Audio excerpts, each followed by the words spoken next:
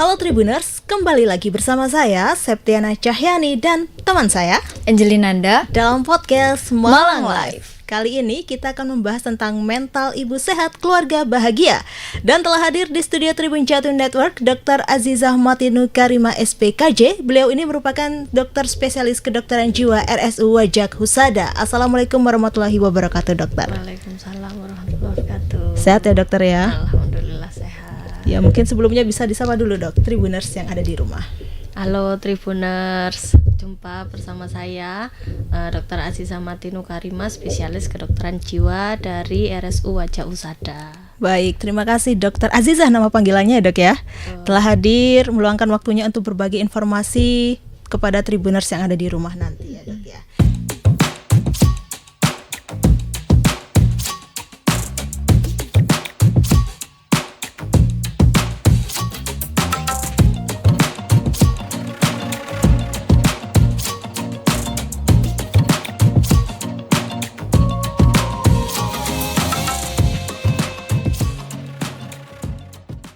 Dan kita langsung aja ke pertanyaan pertama ya dok ya. Bagaimana sih cara menjaga kesehatan mental bagi seorang ibu, khususnya ibu yang mengurus rumah tangga maupun ibu yang sudah bekerja, dokter? Baik, bagaimana menjaga kesehatan mental ya. Jadi memang kesehatan mental ini adalah sesuatu yang penting gitu ya, baik untuk ibu sendiri maupun untuk semua orang gitu ya. Bagaimana ketika seseorang itu tidak memiliki mental yang sehat, maka dia juga akan terganggu aktivitasnya sehari-hari. Nah, bagaimana sih caranya supaya kita itu bisa memiliki mental yang sehat gitu ya? Tentunya kita yang pertama harus mengenali diri kita sendiri gitu ya. Dengan cara seperti apa dok mengenali diri kita sendiri? Mengenali diri kita sendiri, kita bisa lihat nih kelebihan kekurangan kita. Dengan kita tahu kelebihan kita, maka kita bisa meningkatkan kemampuan kita, mengasah lebih bagus lagi gitu. Kemudian mengenali kekurangan kita. Dengan mengenali kekurangan kita, kita tahu nih mana hal-hal yang perlu diperbaiki, sehingga hal itu juga tidak lantas menjadi hal yang membuat kita menjadi tidak nyaman atau tidak insecure gitu, membuat kita menjadi lebih pede karena kita tahu nih caranya bagaimana gitu. Kemudian tentunya kita juga harus berlatih menghadapi masalah-masalah itu dengan menggunakan mekanisme coping atau mekanisme mengatasi masalah yang baik gitu ya. Kadang ada beberapa orang yang melakukan hal-hal istilahnya kurang adaptif dalam menyelesaikan masalah. Dia pakai nangis, teriak-teriak, atau mungkin bahkan dia menyakiti dirinya sendiri gitu ya. Tentunya supaya kita bisa menjaga mental kita dengan baik, kita harus bisa menghadapi stresor atau menghadapi masalah itu atau menyelesaikannya dengan cara yang lebih baik. Misalkan kita bisa datang ke profesional, atau mungkin kita bisa memperbanyak ibadah kita supaya kita lebih tenang, atau mungkin kita juga mencari hal-hal ketika hal itu sudah sangat mengganggu, misalkan mencari pengobatan gitu ya. Atau mungkin cara lain lagi, kita bisa makan makanan yang sehat. Itu ternyata juga penting, ngefek juga ke mental kita. Kemudian olahraga gitu ya. Olahraga itu mungkin sepele, sederhana, tapi ternyata itu efeknya sangat besar bagi mental kita.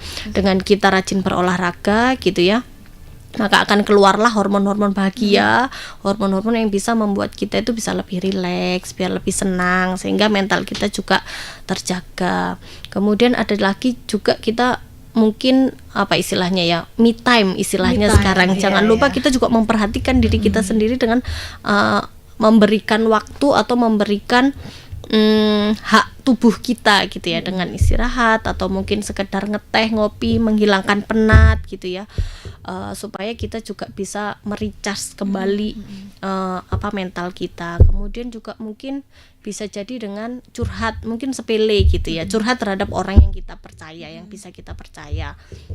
Atau kalau misalkan benar-benar tidak punya, ya bisalah datang ke profesional, baik psikolog maupun psikiater, untuk mengungkapkan nih unek-unek kita, hal-hal yang membuat kita tidak nyaman. Karena kadang ketika kita pendam sendiri, lama-lama kan bisa meledak juga ya, akhirnya juga rentan terhadap mental illness istilahnya. Nah, jadi mungkin hal-hal itu sederhana tapi bisa kita lakukan sehari-hari, cuma mungkin kadang kita nggak menyadarinya, sehingga akhirnya tidak dilakukan dan akhirnya rentan terhadap mental illness itu tadi gitu. Kira-kira kalau misalkan masalah itu sudah menumpuk di dalam diri kita ya dok ya, kapan kita sebaiknya untuk pergi ke psikiater atau psikolog itu dok? Iya, jadi stres itu memang hal yang lumrah ya yang kita hadapi, semua orang pasti akan menghadapi stres gitu enggak. Kapan nih kita harus ke psikolog atau psikiater? Jika hal itu sudah mengganggu, baik mengganggu diri kita maupun mengganggu aktivitas kita sehari-hari maupun sudah mengganggu orang lain. Misalnya nih, kita kok jadi males-malesan, nggak bertenaga, gampang nangis, aktivitas terbengkalai, mau masuk kantor nggak istilahnya nggak semangat, kemudian ngurus anak kacau balau, kita cuma tiduran tok, terus gampang marah ke orang lain, cuma mungkin salah taruh barang aja kita sudah sangat meledak-ledak, kan sudah mengganggu nih ya, baik aktivitas kita, kemudian mengganggu orang lain, sudah mulai istilahnya marah-marah, gampang marah, maki-maki, atau bahkan pekerjaan kita menjadi sangat terbengkalai. Nah ini kayaknya perlu nih, kita sudah ndak mampu menyelesaikan sendiri, maka disarankan untuk ke profesional. Gitu. Nah kalau bagi seorang ibu nih ya, itu seberapa penting sih dok kesehatan mental itu? Kan seperti yang kita tahu seorang ibu itu kan memiliki peran yang besar terutama dalam pola asuh anak gitu. Itu gimana sih dok? Betul banget ya Mbak Angelin. Jadi ibu itu ternyata istilahnya ya, mungkin ibu gitu ya, cuma jadi seorang ibu, tapi padahal peran dia sangat besar gitu ya. Bagaimana dia itu sebenarnya kan penerus peradaban ya, bagaimana beliaunya itu melahirkan, menghasil ada buah hati dari dia gitu ya. Tentunya kesehatan mental ibu itu sangat-sangat perlu dijaga gitu, nggak bisa disepelekan gitu ya. Nah, seberapa penting? Sangat penting sekali, karena jika ibu ini istilahnya memiliki gangguan mental gitu ya, atau beresiko memiliki gangguan mental, tentunya akan berpengaruh sekali terhadap pengasuhan anak, untuk kehidupan rumahnya, kedekatan antara dia sama anak, merawat anaknya, atau mungkin pengaruh dia sama sikap dia sama suami, itu pasti juga akan berpengaruh sekali. Nah, bayangkan jika seorang ibu itu kesehatan mentalnya terganggu gitu ya. Bagaimana yang anak itu harusnya mendapatkan kasih sayang yang baik, mendapatkan perawatan pengasuhan yang baik, kedekatan antara dia dan ibunya atau mungkin dengan ayahnya juga harus terjaga.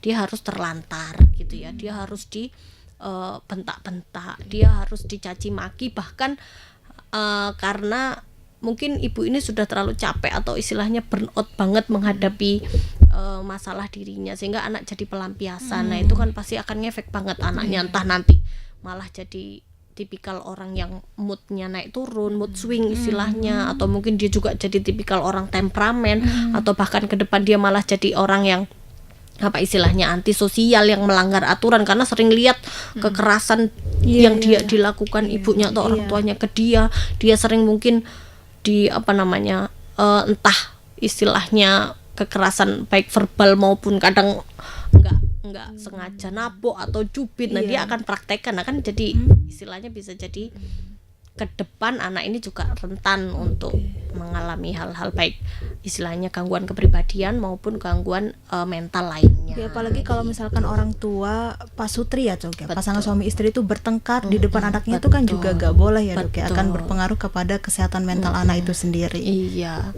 karena kan anak itu nyontoh ya, lingkungan terkecil keluarga. Bayangkan keluarganya kacau gitu ya, maksudnya sering bertengkar, kata-katanya kasar, nggak ada saling menghormati antar suami istri gitu ya.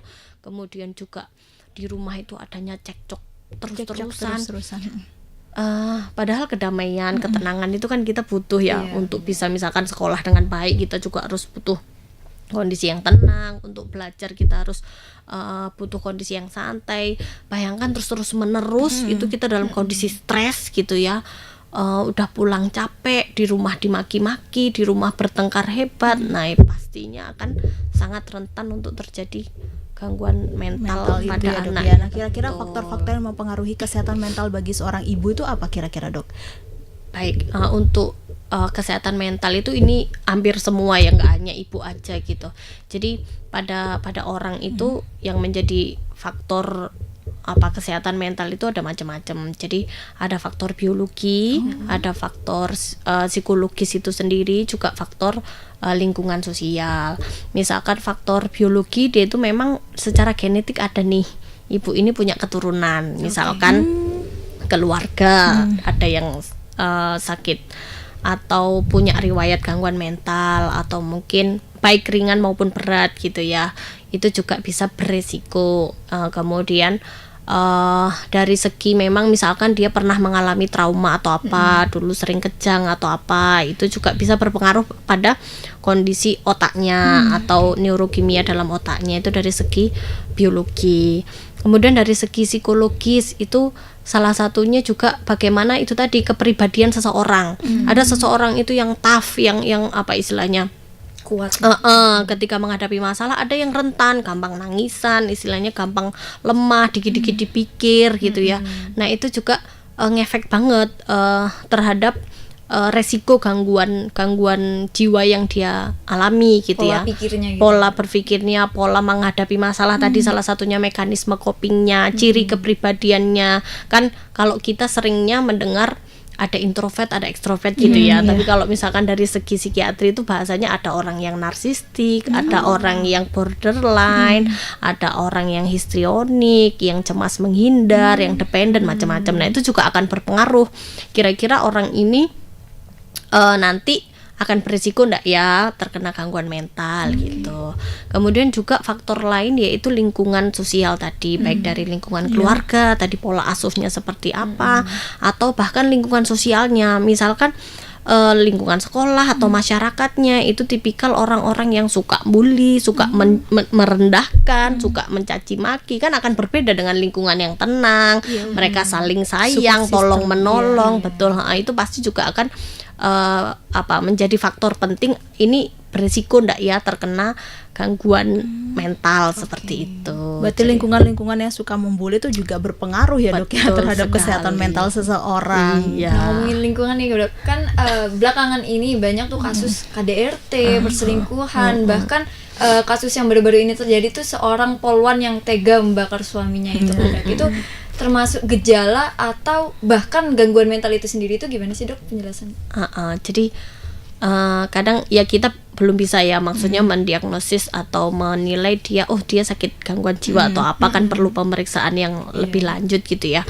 Cuma kalau melihat dari kasusnya itu kan memang ada stresor ya, ada masalah, beliaunya sudah hamil, barusan melahirkan, hamil anak kembar gitu ya. Terus kemudian ada masalah ini, uangnya dibuat judi online, padahal kebutuhan kita tahu sendiri kan, kebutuhan untuk anaknya lah, apalagi kembar gitu ya.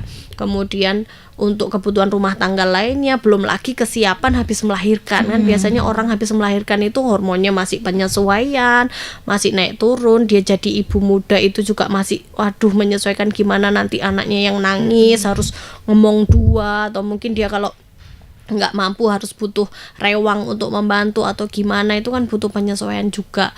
Nah ketika ada stresor yang mungkin sudah sangat menggemaskan gitu ya, beliaunya istilahnya sudah nggak kuat ngontrol, mungkin bisa akhirnya timbul istilahnya perilaku yang agak ekstrim tadi, sampai membakar suaminya gitu ya. Tapi apakah beliaunya itu istilahnya mengalami gangguan atau gangguan jiwa atau tidak, nah itu perlu pemeriksaan itu ada tahapan-tahapannya ya dok. Betul, ya pemeriksaannya iya. Kira-kira seperti apa dok tahapan-tahapan pemeriksaan kalau jadi ya mungkin kita perlu, ketika misalkan kita psikiater didatangi seperti itu ya, mungkin kita perlu ini ya cek, perlu di istilahnya wawancarai, di anamnesis, kemudian kita berikan kita periksa status mentalnya, kita berikan tes maksudnya instrumen yang perlu diisi kira-kira sampai mana, baru kemudian kita bisa mengolah itu data semua, kira-kira mengalami apa nih gitu.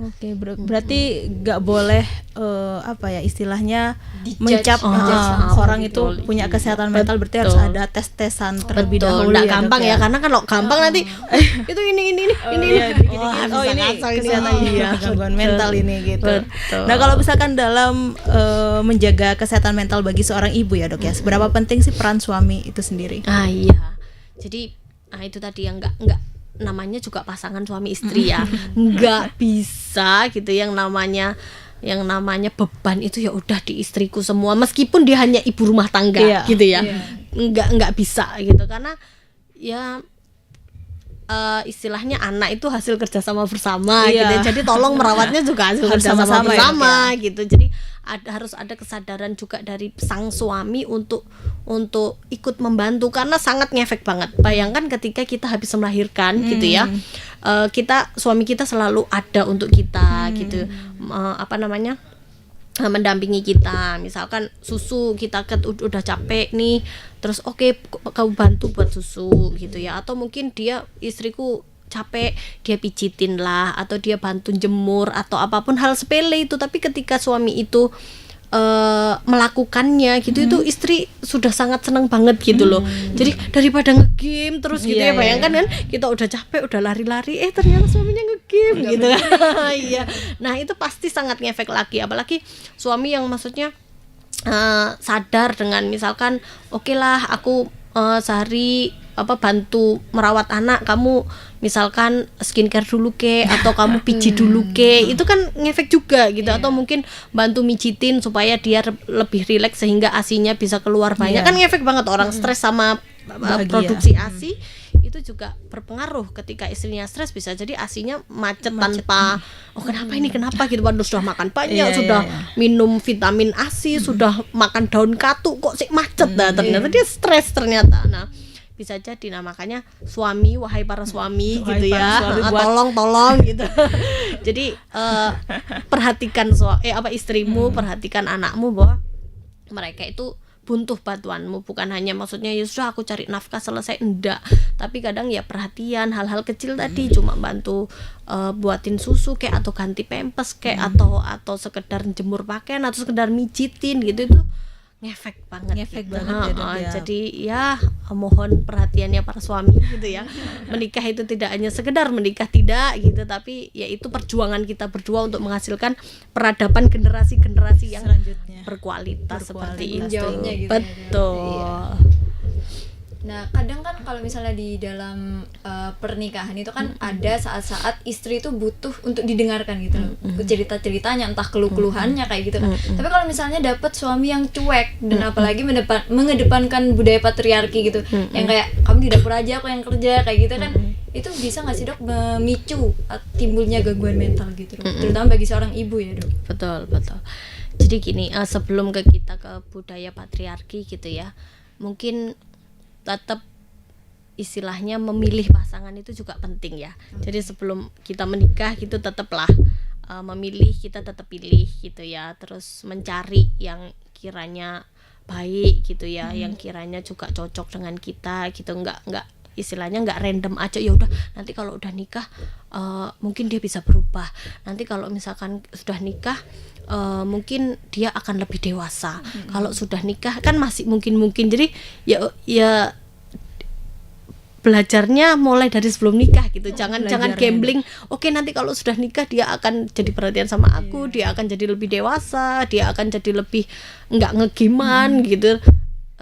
Nggak usah gambling gitu ya. Karena nanti gerbang pernikahan itu adalah istilahnya kehidupan baru yang bisa jadi masalah baru gitu, yang ketika dua-duanya nggak siap malah akan timbul masalah baru yang lebih runyam gitu. Nah, jadi dan masing-masing itu harus punya kesadaran dan punya apa istilahnya ya kedewasaan masing-masing. Bagaimana aku perannya sebagai suami, bagaimana aku perannya sebagai istri, masing-masing harus saling memahami dan saling menghormati juga, saling membantu, ya partner lah, kerja sama tim gitu ya.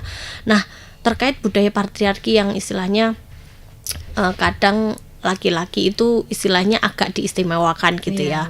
Apa-apa ya udah nanti masak wanita atau apa gitu. Sebenarnya sih nggak harus kaku seperti itu ya. Jadi apalagi kadang sekarang zaman modern itu biasanya orang-orang itu zaman dulu gitu ya. Nah sebenarnya itu ini kok apa namanya, bisa dibergeningkan asalkan masing-masing tuh punya kesadaran dan punya kemauan gitu ya. Kenapa? Karena meskipun misalkan keluarga besar menganut budaya patriarki tadi yang harus gini-gini, tapi kan ketika suami istri ini masing-masing punya kemauan untuk membina keluarga yang baik, punya kesadaran yang baik antar keduanya gitu ya, dia akan juga ya oke lah, misalkan aku yang kerja gitu, kamu di rumah, tapi ada kalanya beban di rumah oke aku bantu gitu, misalkan hari Minggu gitu ya, oke ada kalanya misalkan sang istri ketika misalkan ini aku bantu ngomong, kamu juga boleh kok jalan-jalan keluar atau apa, nggak harus yang saklek kamu di rumah masak apa ya Maca itu mana maca. ya udah ini, terus aku di rumah kalau sudah pulang oke aku akan santai-santai kan aku udah capek kerja. Loh lah, ibu rumah tangga apa yang nggak capek gitu ya, meskipun yang katanya ibu rumah tangga gitu ya, tapi dia 24 jam. Nah itu dibutuhkan harus tadi kesadaran dan kemauan ya. Kadang misalkan dia tahu nih ilmunya tapi lah nggak mau.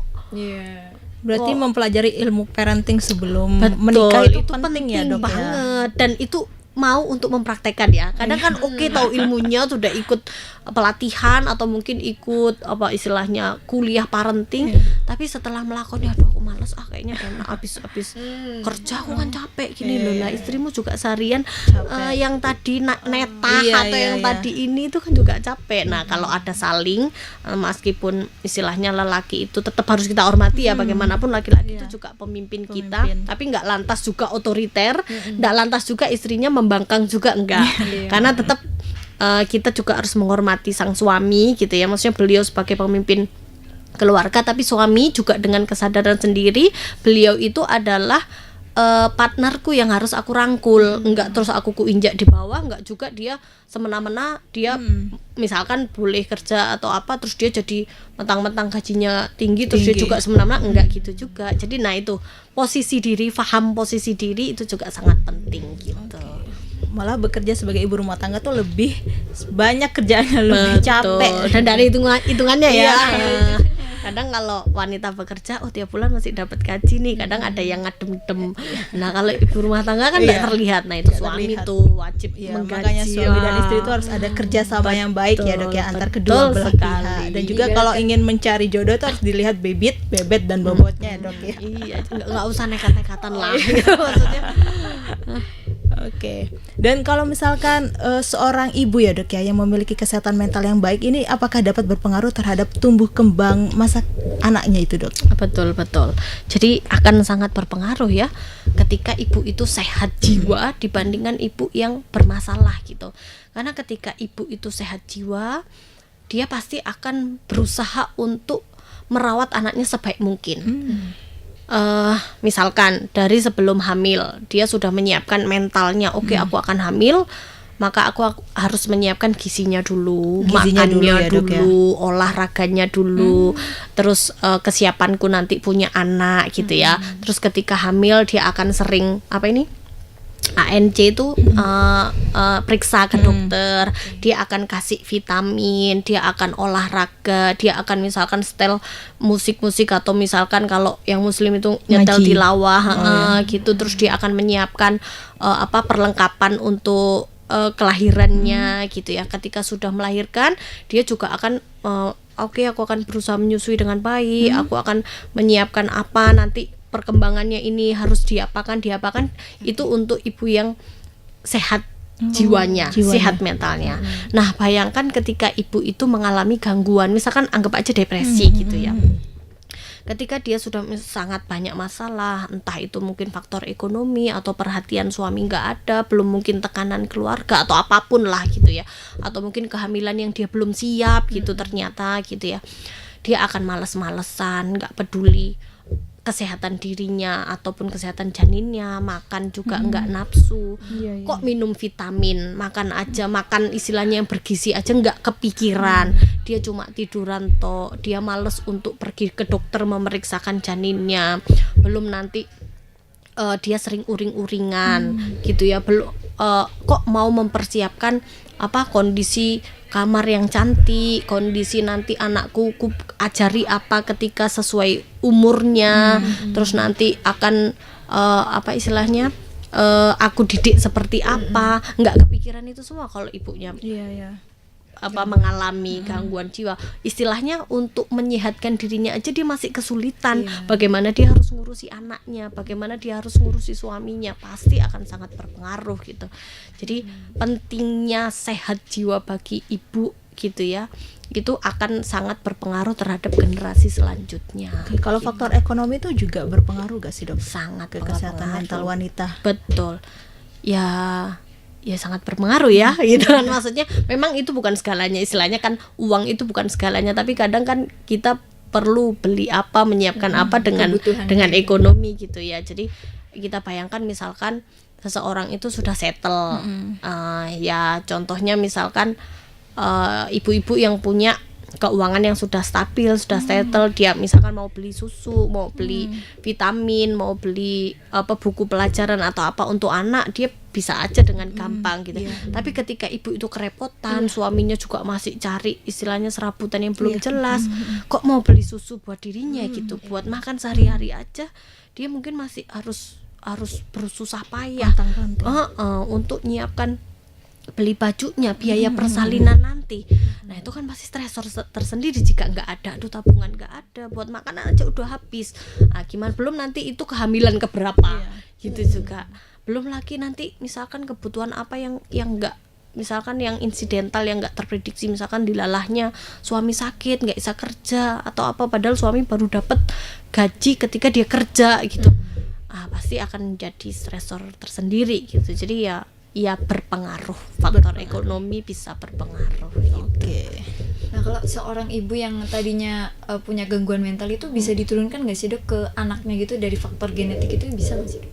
Iya, kalau menurut penelitian bisa ya. Jadi istilahnya kalau dari ibu atau bapaknya sakit, punya riwayat gangguan jiwa, itu memang beresiko ke anaknya bisa. Tapi untuk terjadi gangguan jiwa atau tidak itu juga perlu faktor-faktor lainnya. Misalnya faktor lingkungan, ya mirip kayak kencing manis. Misalnya kencing manis, bapaknya kencing manis, ada resiko nih anak punya kena kencing manis 6 kali lipat kena kencing manis. Tapi apakah nanti dia akan jadi kencing manis atau tidak, itu lihat faktor yang faktor-faktor lainnya. Misalkan anak ini rutin menjaga makannya, rutin olahraga, dia tertib menjauhi yang manis-manis, sangat menjaga pola hidup sehat, bisa jadi anak ini nanti nggak akan kena gitu, meskipun dia punya resiko tadi gitu. Nah begitu juga dengan gangguan jiwa gitu, meskipun punya istilahnya keluarga yang gangguan mental, memang dia ada resiko genetik itu ada, tapi belum tentu juga dia akan kena suatu saat ke depan. Melihat, nah itu tadi pola asuhnya atau faktor lingkungannya, atau mungkin faktor psikologis bagaimana dia menghadapi masalah, ciri kepribadiannya itu juga berpengaruh gitu. Juga ya dok ya. Nah ini kan ada beberapa kasus ya dok ya, jika seorang ibu kesal itu tuh sama suaminya, yang menjadi sasaran amarahnya tuh ke si anak itu dok. Mengapa seorang ibu bisa tega melampiaskan amarahnya kepada anak? Betul ya, jadi kadang nggak disadari atau tidak disadari gitu, kadang seseorang itu kalau punya masalah kan dia itu akan mudah melampiaskan ke hal yang lebih lemah dari dia. Jadi akan mudah, misalkan saya marah ke anak dibandingkan saya marah ke suami gitu, akan mudah marah ke bawahan dibandingkan kita marah ke atasan gitu. Nah itu memang resiko-resiko itu hampir semua orang, nggak hanya ibu aja, hampir semua orang akan mengalaminya gitu ya. Jadi dia akan cenderung lebih mudah untuk menyalurkan marahnya atau emosinya itu ke orang yang lebih lemah dari dia. Nah begitu juga seorang ibu ke anak gitu ya, ketika dia marah ke suamiku tuh gak iso dikandani, maksudnya di nanti misalkan dia marah-marah, suamiku ternyata balas malah mukul atau apa, bisa terpancing. Nah akhirnya memang efeknya akhirnya ke anak-anak. Nah itu kenapa pentingnya kita juga itu tadi self care ya, merawat Iya, diri, kapan butuh me time, karena Iya. ketika nggak menyadari akhirnya terjadi kelelahan atau burnout yang ditumpuk-tumpuk lama-lama meledak, ya salah satunya ke anak itu Ke anak itu ya Dok ya. Tapi seberapa penting self care bagi seorang wanita itu, Dok? Nah itu sangat penting ya, sangat penting ya. Kenapa kok sangat penting? Sebenarnya nggak cuma ke perempuan aja, ke laki-laki juga. Oh juga butuh self care Betul, juga ya Dok betul, ya, ha-ha. laki-laki perempuan. Iya, karena dia harus menyadari kapan dia haus atau enggak, kapan dia lapar atau enggak. Bayangkan kalau enggak, dia sudah lapar berhari-hari, dia nggak merasa, tetap ini aja, lama-lama sudah kan langsung pingsan atau misalkan langsung jatuh sakit gitu ya. Begitu juga kita, kapan waktunya kita itu kayaknya jiwaku tuh sudah lelah gitu ya, mungkin aku butuh ngeteh sendiri, misalkan ke suami izin, kayaknya aku sudah kelelahan ini seharian ini, aku butuh me time istilahnya. Ya udah, me time, izin me time gitu. Atau mungkin aku butuh relaksasi ke tukang pijet atau kemana gitu. Ya butuh banget gitu. Atau mungkin sekedar olahraga sendiri, misalkan aku pergi nih lari-lari ke Rampal gitu, atau jalan-jalan ke Rampal, ya mau nggak tuh diajak semuanya boleh. Nah dia misalkan suaminya bawa stroller sama anaknya, dia bisa lari ya. Ya minimal memperhatikan diri sendiri gitu, sehingga bahasanya kalau baterai itu ngecas lagi biar penuh lagi. Harus gitu. tahu batasan sama kemampuannya gitu ya. Betul sekali ya. Nah kalau dari pola asuh itu, pola asuh yang baik atau pola parenting yang baik itu dari perspektif itu ibu itu gimana sih Dok? Jadi pola asuh yang baik tentunya ini ya, yang balance, yang seimbang gitu ya. Maksudnya kapan kita juga tahu anak itu dilarang, kapan juga anak itu tahu dikasih keinginannya. Enggak terus mentang-mentang kita baik semua dikasih, wah itu juga nggak baik gitu. Jadi harus tahu kapan waktunya kita larang, kapan waktunya kita kasih permintaan anak. Terus juga kalau misalkan masih kecil, tentunya ya ini harus dekat dengan orang tua. Bondingnya orang tua itu biar lekat dulu, biar dia istilahnya touch sama orang tua gitu. Karena ketika orang tua itu tidak punya kedekatan sama anak, nanti ketika masih kecil dia memang istilahnya masih butuh orang tua ya. Tapi ketika nanti sudah remaja, dia punya teman. Ketika dia tidak punya kedekatan sama orang tua, dia tidak punya bonding sama orang tua, ya dia akan lebih dekat sama temannya bisa jadi, atau orang lain yang dia merasa lebih nyaman gitu. Bayangkan misalkan orang tuanya kerja tok sehingga nggak pernah, ya udah kasih uang aja, atau nggak pernah kasih sentuhan dalam tanda kutip ya ke anak gitu. Akhirnya dia ya udah pilih temannya. Nah kalau temannya bagus oke lah ya. Tapi kalau temannya sesuatu pergaulan, ini kan gampang banget kena betul. Istilahnya kan nanti kuat-kuatan itu tarikan antara orang tua sama si temannya atau si lingkungannya itu. Kalau misalnya dia udah deket sama orang tua, dia percaya sama orang tua, dia mengidolakan orang tuanya misalkan ayah ibunya itu adalah sesuatu yang membuat dia nyaman, istilahnya dia akan kembali ke rumah nih. Ketika ada masalah, ketika ada sesuatu, oke, aku akan kembali ke rumah, aku cerita ke orang tuaku, aku akan nangis sama orang tuaku, aku akan meluapkan itu emosiku ke orang tuaku, karena orang tuanya itu tadi rumah, jadi tempat yang nyaman. Jadi bayangkan kalau orang tuanya itu tadi nggak pernah menyentuh, nggak pernah, maksudnya ya udah nyusui aja gitu, maksudnya bukan formalitas ya, kewajiban menyusui udah tanpa ada mungkin elusan, kasih sayang kan kerasa ya, maksudnya dia dirawat dengan hati dan itu kan kerasa ya, maksudnya bisa kita rasakan gitu. Nah ketika anak itu tidak merasa nyaman, ya dia akan lari keluar. Nah repotnya kalau sudah keluar kan kita nggak bisa kontrol ya. Gimana kita mau ngerti ini, apalagi anak ini tidak pernah cerita, tahu-tahu sudah gini. Wah. Dan gimana sih Dok caranya orang tua tuh agar anak tuh nyaman bercerita ke kita gitu Dok?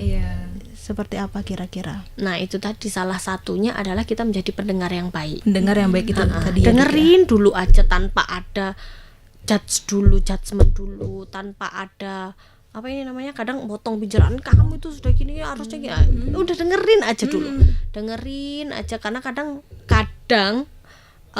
orang itu bercerita itu sebenarnya sudah tahu solusinya sebenarnya, tapi dia cuma ingin aja didengarkan, dia ingin meluapkan aja unek-uneknya, dia hanya ingin cerita aja gitu. Kalau udah ya udah, dia udah tahu sebenarnya. Nah, terutama juga anak kita, misalnya anak kita tahu itu dia salah, tapi dia tuh pengen ngomel, pengen aduh aku tuh kayak gini, temanku tuh kayak gini.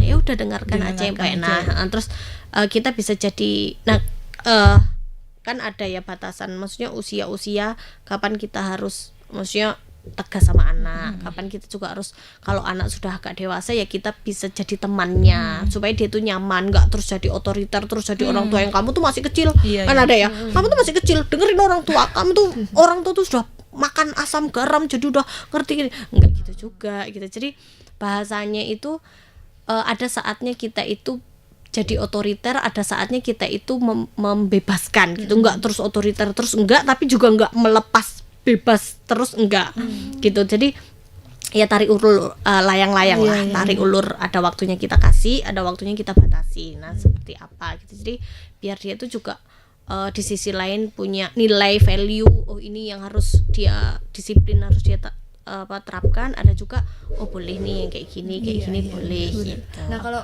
misal seorang anak itu tumbuh dari lingkungan yang sering KDRT gitu-gitu di depan anak, itu ngaruh nggak sih dok ke kayak perkembangan emosinya, seperti mungkin anaknya bisa jadi temperamental atau gimana, itu ngaruh nggak sih dok? Ya tentunya sangat berpengaruh ya. Bayangkan kita misalkan stres, kalau stres terus-terusan, kalau teori biologinya istilahnya stres terus-menerus itu juga akan mempengaruhi istilahnya peradangan di otak kita, sehingga mempengaruhi zat kimia di otak kita gitu, sehingga akhirnya dia berpengaruh ke moodnya, itu bisa jadi. Nah bayangkan kita juga yang stres terus-menerus gitu ya, harusnya kita bisa tenang, up and down kita, tapi di istilahnya di anggap aja karet itu ditarik terus, lama-lama kan bisa putus ya. Nah sama juga gitu, kalau stres terus menerus otomatis ke depan dia akan sangat rentan, entah itu tadi jadi temperamental, entah dia malah jadi pelaku karena dia sering melihat tontonan itu, sehingga dia terapkanlah ke orang lain gitu ya. Atau mungkin selama ini dia nggak pernah dapat validasi dari orang tuanya. Kadang kan kita butuh reward dan punishment.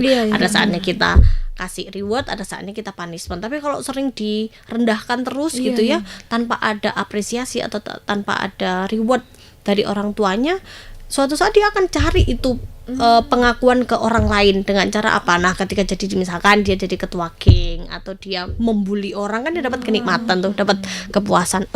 Aku kalau dengan jadi ketua geng, aku di apa istilahnya diakui nih, orang lain akan tunduk sama aku, orang lain akan ngikut sama aku. Nah bisa jadi dia malah jadi gitu karena tadi melihat perlakuan, kata-kata kasar itu biasa, kata-kata kasar itu laksanakan bapak ibu kok jadi nggak masalah gitu. Atau bahkan dia menjadi orang yang minderan, apa-apa insecure, nggak percaya diri, merasa malah bisa jadi juga jadi korban bullying karena dia udah terbiasa kayak gitu, kok aku nggak punya value, aku nggak punya kualitas diri, ya udah dia apa no yo aku biasanya juga digituin sama bapak ibuku. Nah jadi ya sangat bisa jadi orang yang rentan terkena gangguan jiwa, baik pelaku maupun malah jadi korbannya nanti. Berarti validasi dan afirmasi dari orang tua itu sangat berpengaruh. Betul, mungkin sepele ya, oh ya kamu pintar nak gitu, tapi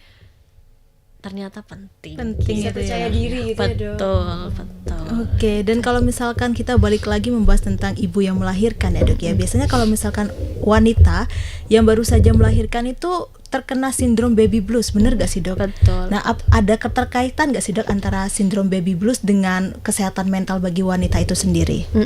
Jadi ya ini yang lagi gitu ya, sering banget ya baby blues di kalangan ibu-ibu habis melahirkan. Jadi baby blues sendiri itu kan sebenarnya juga apa ya, masalah mental pada ibu hamil gitu ya. Kenapa?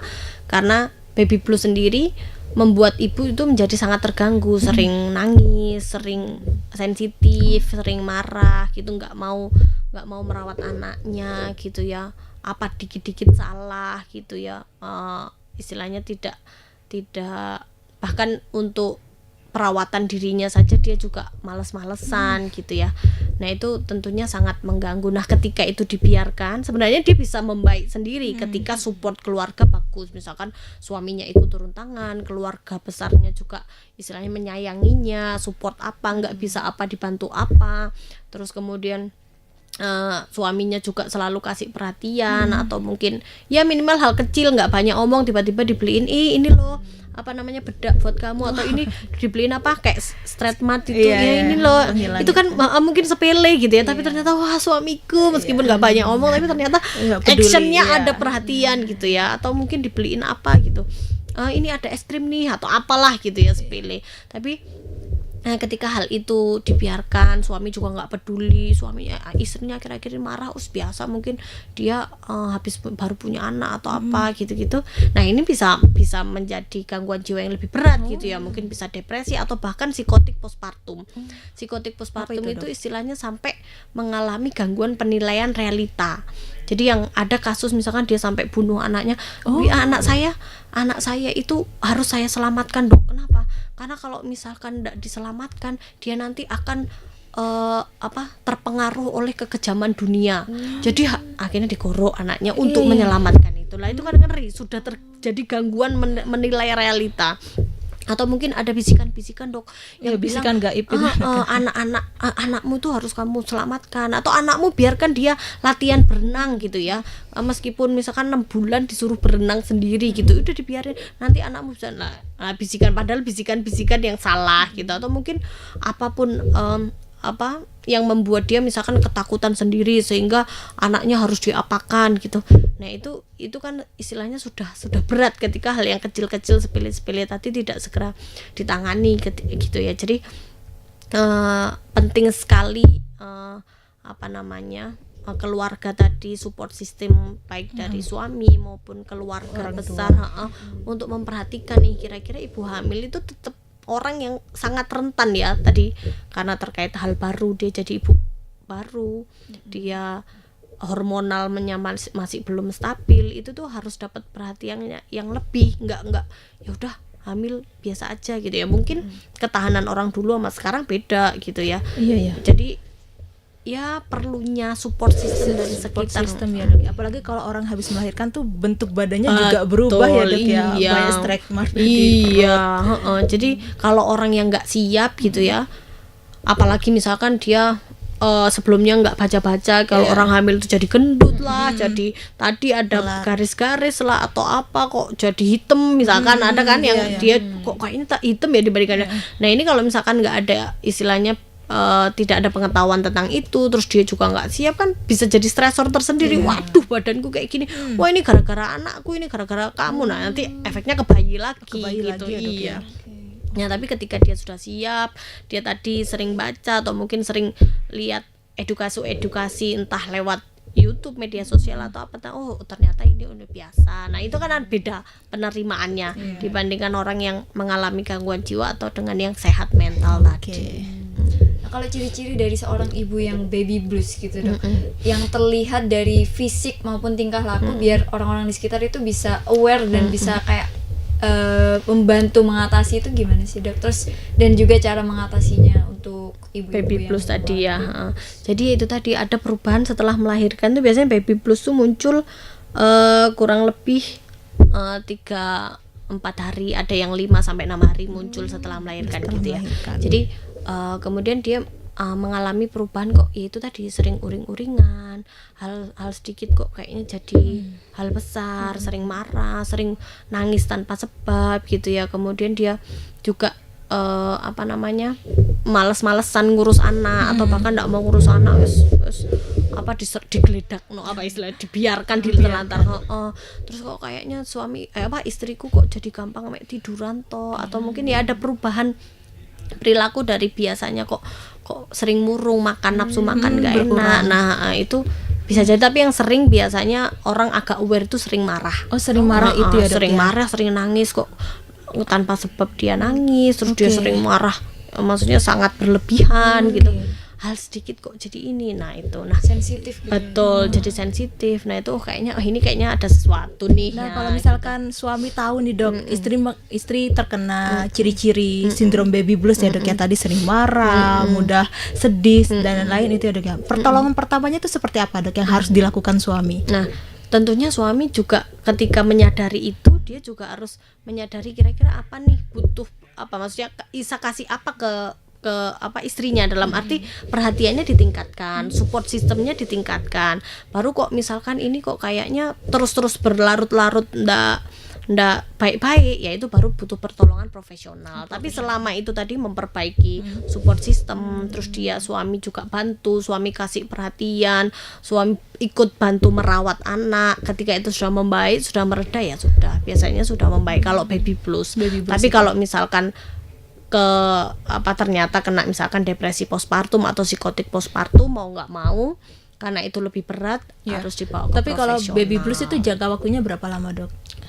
Biasanya dia membaik misalkan ketika tadi support system membaik, dia misalkan 1 bulan sudah membaik. Sudah biasanya. membaik ya, Dok ya. Tapi kalau misalnya enggak, Dok, kayak enggak dapat support sistem dari lingkungan, itu bisa sembuh dalam jangka waktu lebih lama bisa sampai setahun bisa. Nah itu bawa ke profesional ketika Langsung kok kayaknya enggak jadi siapa tahu nanti ketika dibawa ke profesional bisa edukasi keluarganya, bisa edukasi, kan kadang suami juga nggak ngeh nih ada apa, apalagi yang baru-baru ya.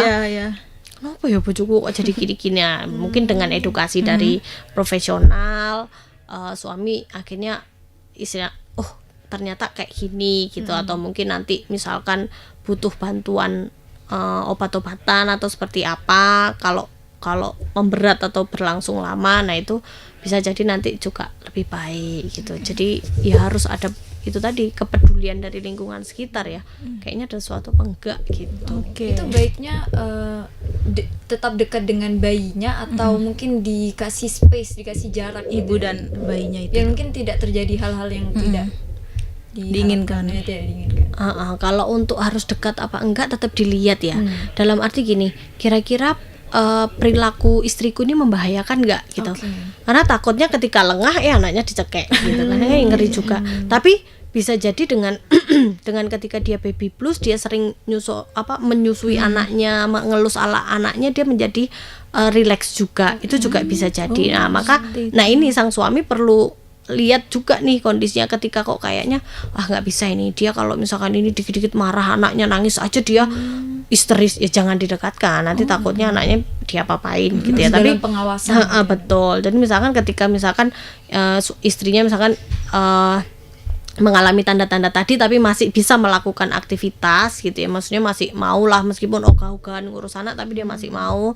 Nah itu mungkin ketika menyusui suami bisa dampingi sambil mijiti, biar dia sambil ngelus-ngelus, ternyata dengan itu mungkin dia akhirnya timbul cinta, timbul sayang sama anak, akhirnya baby blues itu bisa relief sendiri gitu, bisa membaik sendiri, bisa jadi. Jadi harus tahu nih kondisi sang ibu ini dalam kondisi seperti apa gitu. Nah kalau dari segi seorang suami itu bisa juga nggak sih, Dok, mengalami baby blues? Bisa ya. Jadi suami itu biasanya memang lebih lama waktunya gitu, nggak yang kalau tadi istri sang ibu mengalami baby blues itu cepat gitu ya, habis melahirkan itu bisa mungkin dia sebulan sebelumnya dia atau 2 minggu sebelumnya dia sudah mengalami baby blues gitu ya. Tapi kalau sang suami biasanya agak lambat karena dia butuh penyesuaian gitu ya. Nah kadang sang suami yang mengalami baby blues itu bisa jadi karena kesiapan, dia belum siap ketika punya anak gitu ya. Nah akhirnya dia menjadi orang juga sama tadi. Kalau ciri-cirinya kayak tadi ogah-ogahan juga, gampang marah juga, sama ya, Dok, atau ya? bahkan dia atau bahkan dia enggak malah menjauh dari anak istrinya gitu ya, atau bahkan dia ogah-ogahan kerja, bisa jadi ya apa istilahnya ya, penurunan fungsi dari dia, yang mungkin dari perhatian atau apa dia malah jadi sering marah, dikit-dikit marah ya, Dok ya. Bahkan nggak mau ngurus anak sama sekali, malah menjauh, malah nge-game, atau mungkin malah kumpul sama temen mungkin gitu. Atau mungkin bahkan ya itu tadi kerja nggak pulang-pulang ya, karena itu tadi sensitif terhadap anak ya, Dok, dan ya. dengar tangisan bayi jadi marah. Nah ini kan juga perlu dicek juga. Betul. Nah makanya buat Tribuners Anda di rumah, kalau misalkan punya suami yang giat bekerja setelah istri melahirkan itu justru harus senang ya, Dok ya. Tapi jangan lupakan perhatian ke anak. Perhatian ke anak. Nanti takutnya giat bekerja nggak pulang-pulang, ada pulang juga. betul. Kalau tingkat kesembuhannya itu sama juga sama ibu yang mengalami baby blues atau beda gitu? Ya jika dia istilahnya tertangani dengan baik gitu ya, atau mungkin mekanisme mengatasi masalahnya juga bagus, biasanya lebih cepat. Tapi kalau misalkan enggak juga akan memanjang. Oke, antara wanita dan laki-laki yang biasanya lebih rentan terkena kesehatan mental itu siapa, Dok? Yang kalau menurut penelitian sih yang perempuan. Yang perempuan. Iya, jadi Perempuan karena mungkin juga macam-macam ya faktornya ya. Kadang wanita itu kan mengatasi masalah pakai emosi ya, dibandingkan laki-laki kan ya udah itu solusinya gimana selesai. Kalau perempuan kan ada nangis-nangisnya dulu lah, ada hebohnya dulu. Nah itu biasanya malah nggak menyelesaikan masalah, malah ini ya itu ngefek juga gitu. Belum nanti lingkungan sosial yang sering memberikan beban peran ganda dibandingkan laki-laki, itu juga tadi yang budaya patriarki juga ngefek juga. Jadi juga, Dok, ya. lebih beresiko Wanita terkena kesehatan mental karena beberapa faktor itu tadi yang sudah Betul. Dokter Azizah jelaskan. Oke. Mungkin dari Dokter Azizah ada tips nih buat Tribuners yang lagi ada di rumah, gimana sih seorang wanita itu untuk menjaga kesehatan mentalnya gitu, Dok? Mungkin bisa disampaikan. Ya, jadi memang kesehatan mental itu sangat penting ya, sangat penting sekali. Istilahnya kurang nggak berguna gitu ketika seseorang itu punya kesehatan fisik tapi mentalnya juga bermasalah gitu. Jadi dua-duanya juga harus seimbang, sama-sama sehatnya gitu ya. Bagaimana cara mengatasinya, yaitu tadi kita mungkin banyak bersyukur gitu ya, apapun gitu kita mensyukuri diri kita gitu ya, mengenali diri kita, tahu kelebihan, tahu kekurangan kita, sehingga kita bisa memperbaiki dan kita bisa meningkatkan kemampuan atau kelebihan bakat kita gitu ya. Kemudian tadi punya inner circle yang baik, misalkan kita tahu nih curhat ke siapa, bicara ke siapa, cerita ke siapa ketika ada masalah. Terus kemudian kita juga ini juga ya, olahraga, makan makanan yang baik, pola hidup sehat. Juga mungkin yang sepele tapi kadang terlupakan itu kita juga istilahnya ya, meningkatkan istilahnya spiritualitas dan religiusitas kita. Mungkin banyak lebih berdoa dekat juga gitu sama ya. Tuhan ya, Dok, ya. Karena memang istilah sakit jiwa karena lemah iman itu kurang tepat gitu ya. Tepat, Dok, ya. Tapi ketika seseorang itu punya spiritualitas yang bagus, punya religiusitas yang bagus, itu akan menjadi faktor pelindung gitu istilahnya bagi dia gitu. Bagaimana misalkan dia ketika mempunyai pengetahuan yang bagus tentang agamanya, dia mungkin akan bisa menyelesaikan masalah-masalah itu dengan lebih solutif gitu ya. Kemudian ketika dia punya religiusitas yang bagus, dia akan mungkin ketika ada masalah dia nggak lantas langsung gampang marah-marah atau terlampiaskan dengan cara yang salah, tapi mungkin dia banyak berdoa, dia mungkin banyak beribadah sehingga dia lebih tenang. Nah jadi akan ikut membantu gitu seseorang itu untuk menjaga dirinya dari mental illness seperti itu. Berarti cara menjaga kesehatan mental wanita tuh banyak sekali ya, Dok ya, dengan cara seperti mendekatkan diri pada Tuhan, spiritualitas, terus makan makanan yang bergizi dan olahraga secara teratur ya, Dok ya. Terus kalau misalkan kita ingin curhat, itu curhat ke orang yang dapat kita percayai. Dan jangan lupa berpikiran positif ya, Dok ya, terhadap hal apapun agar kesehatan mental itu terjaga, dan juga support sistem lingkungan itu penting untuk menjaga kesehatan mental bagi wanita itu sendiri. Baik, terima kasih Dokter Azizah atas waktu dan kesempatannya telah hadir di studio Tribun Jatim Network membahas tentang mental ibu sehat, keluarga bahagia. Baik Tribuners, sampai di sini dulu perjumpaan saya kali ini. Saya Septiana Cahyani dan rekan saya Angelinanda dan Dokter Azizah pamit undur diri dan sampai jumpa kembali lagi dalam podcast Malang Live episode berikutnya. Assalamualaikum warahmatullahi wabarakatuh. Waalaikumsalam warahmatullahi wabarakatuh.